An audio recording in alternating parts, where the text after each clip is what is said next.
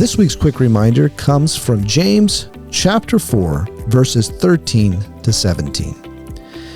Come now, you who say, today or tomorrow we will go to such and such a city and spend a year there and engage in business and make a profit. Yet you do not know what your life will be like tomorrow. You are just a vapor that appears for a little while and then vanishes away. Instead, you ought to say, if the Lord wills, we will live and also do this or that. But as it is, you boast in your arrogance. All such boasting is evil. Therefore, to one who knows the right thing to do and does not do it, to him it is sin. Who are you believing in? Are you just living like an atheist? Since chapter 3, verse 1, James has been addressing how we as Christians should speak. We speak from what we believe. So what are you saying? What do you believe? Are you believing in yourself? The wording in verse 13 addresses this and says, come now, you who say, today or tomorrow, we will go to such and such a city. That phrase, we will. James is indicating what the problem is. Bob Utley calls it practical atheism. I think that's an incredible description because really, if this is how your life is governed by what you think needs to be done, how you think it needs to be done, where you think it needs to be done, then your life is governed no different than an atheist, as though there is no God. This is utterly foolish because verse 14 describes you and me as just a vapor. It's describing something that readily disappears. It's like steam out of a boiling pot. It's just gone.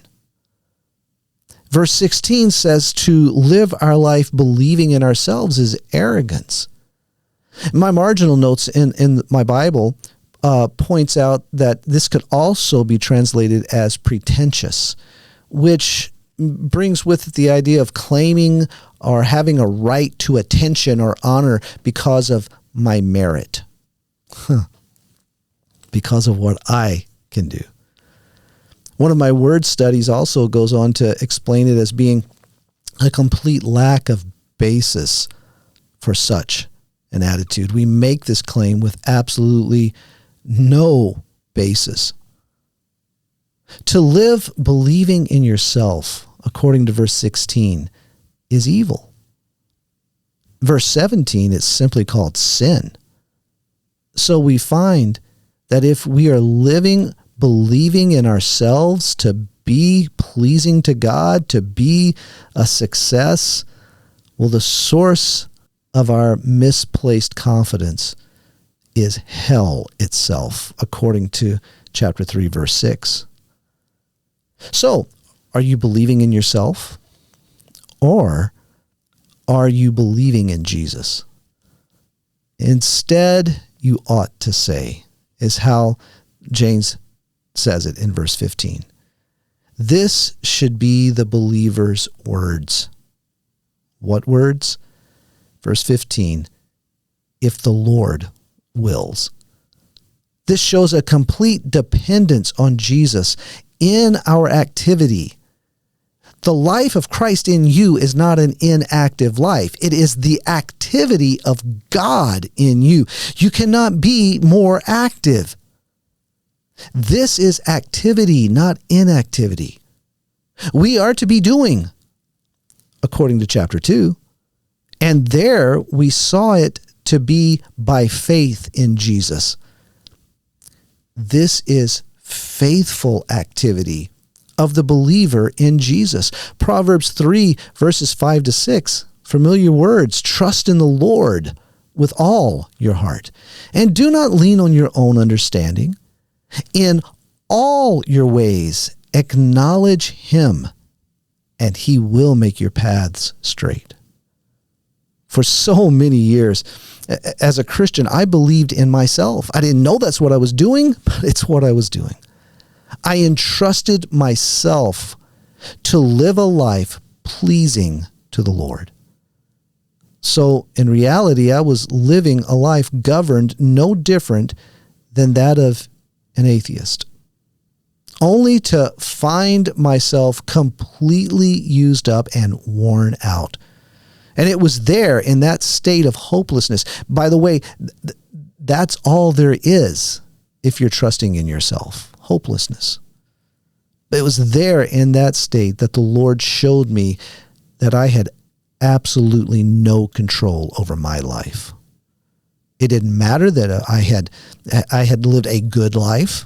I came from a Christian home, studied my Bible, read my Bible, went to Bible school, went to Bible college. I had no control over my life. And he taught me the lesson found in Galatians 2:21. I do not nullify the grace of God. For if righteousness comes through the law, if righteousness comes through what I can do, what I can understand, what I can accomplish, the verse finishes this way: then Christ died needlessly.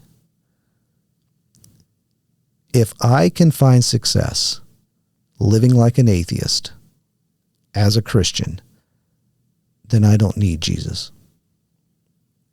Since that day, I have learned that trusting Jesus for his life in me and not me for his life has brought me to a place where I can honestly say that I have known the joy and the peace of living in his will, even in times of what the world would say is failure. I have known the success of God's will because greater is he who is in me than he who is in the world. Are you believing in Jesus for God's will in your life? Or are you just living like an atheist? My name is Kelly Doherty, and I'm the host of the His Hill podcast. This has been a short reminder of that ministry. Our regular episodes are dropped every Thursday morning, and this Thursday we have a conversation with Erica Neff, who is an alumni from the 2021 school year. And in it, she will share with us that moment when she realized that Christ is her life. So make sure to join us for that episode. If you would like to get in touch with me, you can do so by email. The address is Kelly, Kelly, @hishill.org. I love hearing from you, so feel free to send me emails.